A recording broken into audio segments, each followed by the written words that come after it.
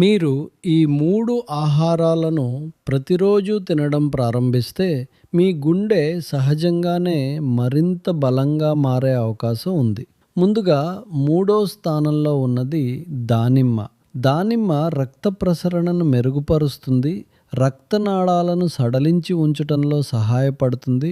అలాగే గుండెపై అదనపు ఒత్తిడి పడకుండా కూడా సహాయపడుతుంది. రెండో స్థానంలో ఉన్నాయి నానబెట్టిన బాదం మరియు అక్రోట్లు. ఇవి ఆరోగ్యకరమైన కొవ్వులు మరియు ఖనిజాలతో సమృద్ధిగా ఉంటాయి. ఇవి కొలెస్ట్రాల్ను సమతుల్యంగా ఉంచటంలో సహాయపడతాయి. కాబట్టి ప్రతిరోజు 4-5 నానబెట్టిన బాదం మరియు 1-2 అక్రోట్లు తింటే సరిపోతుంది. ఇప్పుడు మొదటి స్థానంలో ఉన్నది వెల్లుల్లి. పచ్చి వెల్లుల్లి లేదా కొద్దిగా ఉడికించిన వెల్లుల్లి రక్త ప్రవాహాన్ని సాఫీగా ఉంచటంలో, రక్తపోటు నియంత్రణలో సహాయపడుతుంది.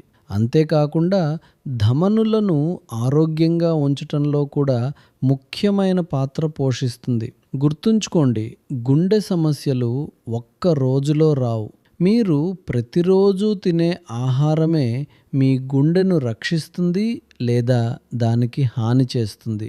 మీ గుండె యొక్క నిజమైన పరిస్థితిని తెలుసుకోవాలనుకుంటే మరియు వ్యక్తిగత సలహా పొందాలనుకుంటే హార్ట్ అని కామెంట్ చేయండి. నేను పూర్తి సమాచారాన్ని మీకు DM ద్వారా పంపిస్తాను.